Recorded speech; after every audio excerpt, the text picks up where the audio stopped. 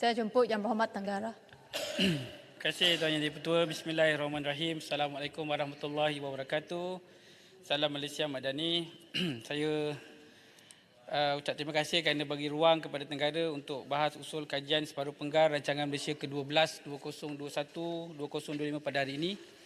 Tuan Yang Di-Pertua, tahniah juga kepada semua pihak yang menyediakan dokumen KSP RMK 12 ini dan kepada rakan-rakan lama saya di Kementerian Ekonomi, dahulu dikenali sebagai unit perancang ekonomi yang saya yakin bercekang mata stay back menyiapkan dokumen KSP RMK 12 ini, saya ucapkan syabas.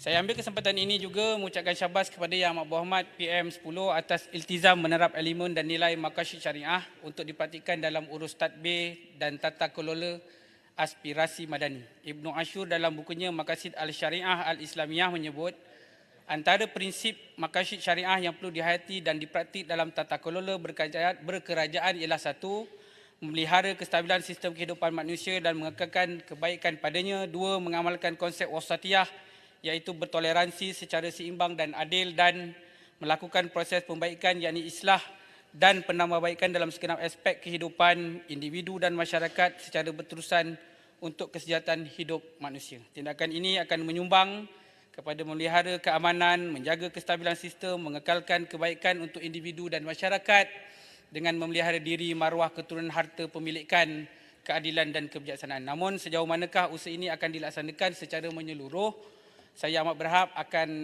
agar akan ada garis panduan tertentu dikeluarkan kerajaan bagi memastikan usaha murni ini dapat direalisasikan. Tuan Yang Di-Pertua, Tenggara ingin bangkitkan hal berkaitan perumahan rakyat yang merupakan antara isu penting kini.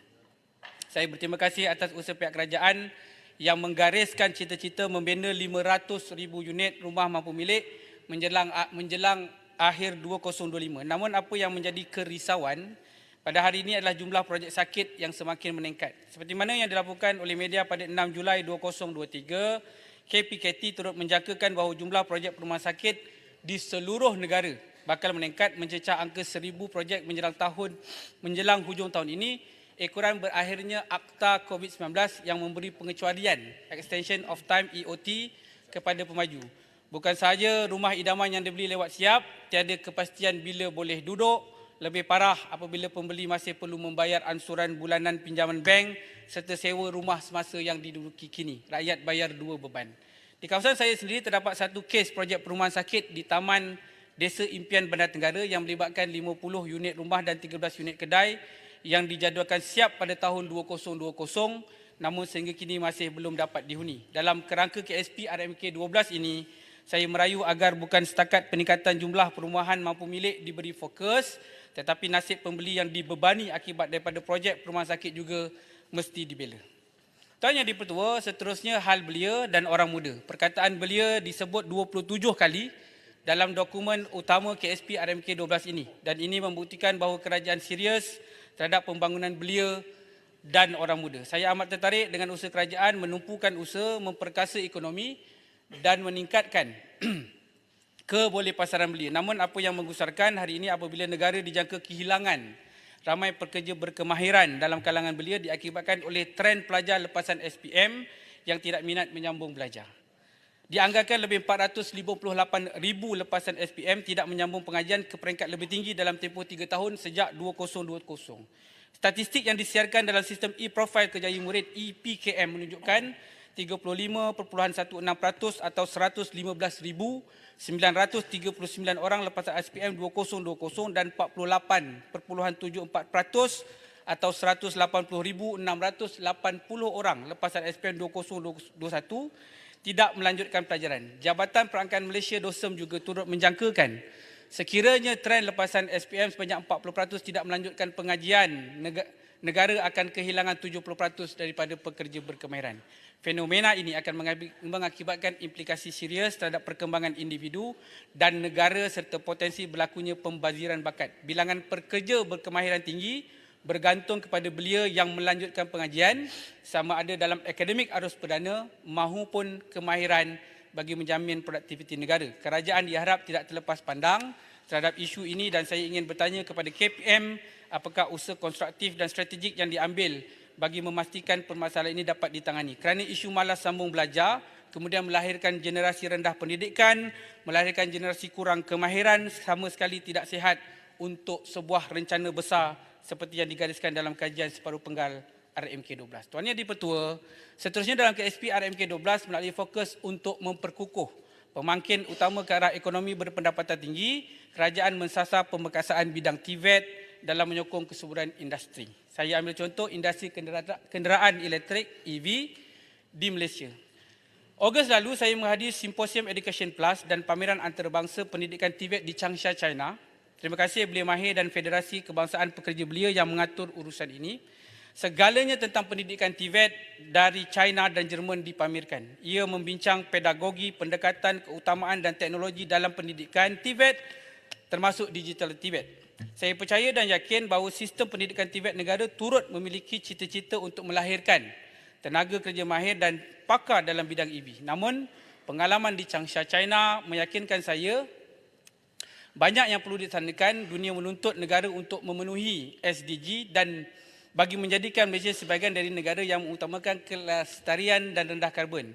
EV adalah satu mekanisme untuk menggantikan kenderaan petrol dan diesel. Walau bagaimanapun sekiranya ekosistem EV ini kita tidak dapat sediakan. Contohnya kalau Singapura melaksanakan terlebih dahulu pelaksanaan menyeluruh kenderaan EV, Johor sepatutnya mengambil kesempatan kepada EV di Singapura itu. Sebab lazimnya orang Singapura akan datang untuk mendapatkan perkhidmatan servis dan sebagainya. Tetapi kalau TVET negara tidak menyokong, tidak mendukung, melahirkan bakat, terutamanya di bahagian Johor lah, kita katalah terawal 3 atau 5 tahun Singapura mendahului dalam pelaksanaan EV, maka Johor dan Malaysia lah akan rugi kerana tidak berjaya mewujudkan ekosistem yang sebaiknya untuk menampung keperluan EV ini.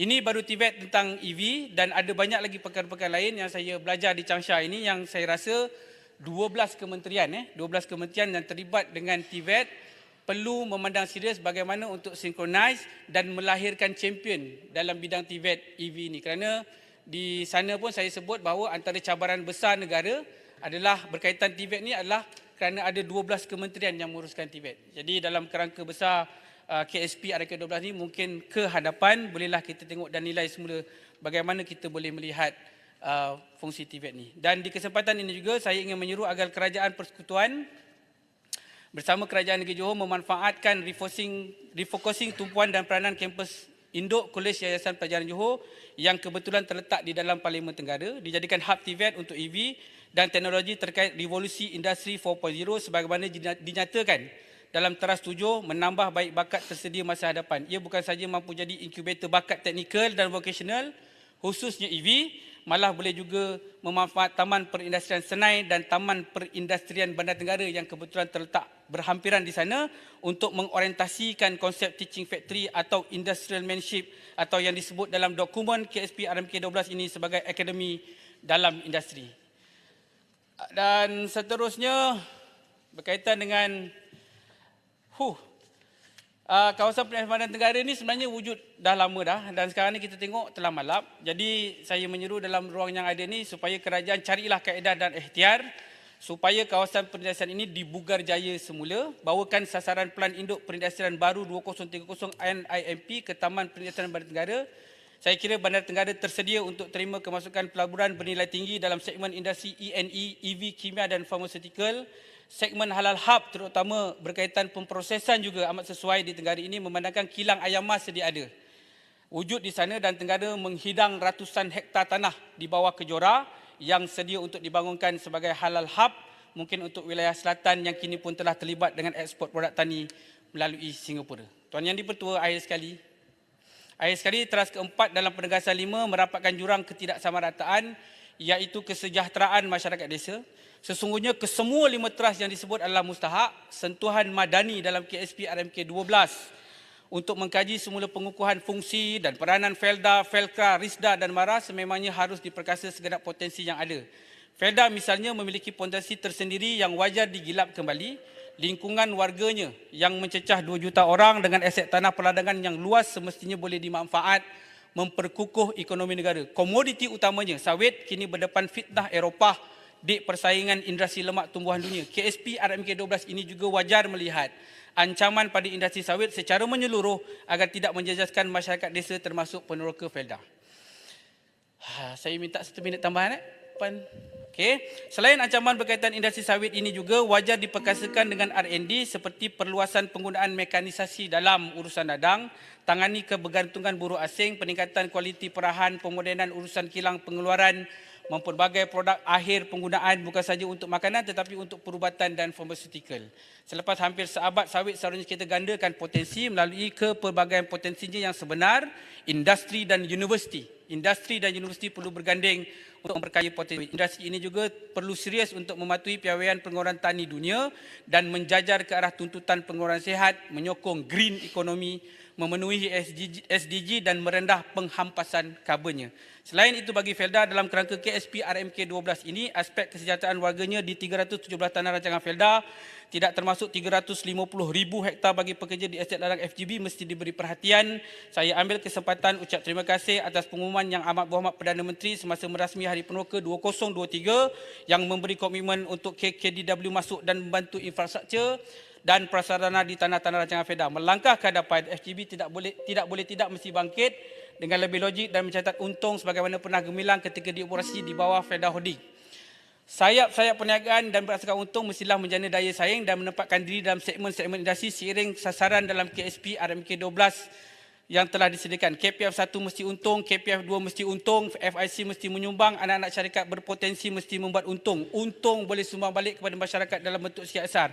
Resetting Felda mungkin terma reformasi yang boleh diambil sebagai pendekatan melihat kualiti segenap ahli, segenap pemain dalam pasukan kumpulan Felda kini untuk ditransform supaya jadi lebih kompeten, reality driven dan objektif untuk bersama negara memacu sendi-sendi dalam pelaksanaan KSP RMK 12. Last perenggan, projek-projek peningkatan ekonomi warga Felda yang pernah gagal, Sawari, Felda Jaya, Sentuhan Kasih, Edible Garden, Gedung Makanan Negara, skim insentif usahawan Felda dan program pembangunan Peneroka jangan diulang.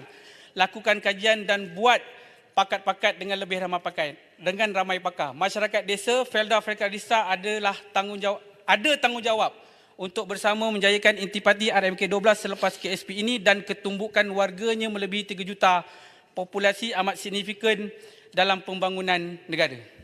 Jadi Tuan Yang di-Pertua, itu saja saya mohon menyokong. Terima kasih. Terima kasih Yang Berhormat Tentara.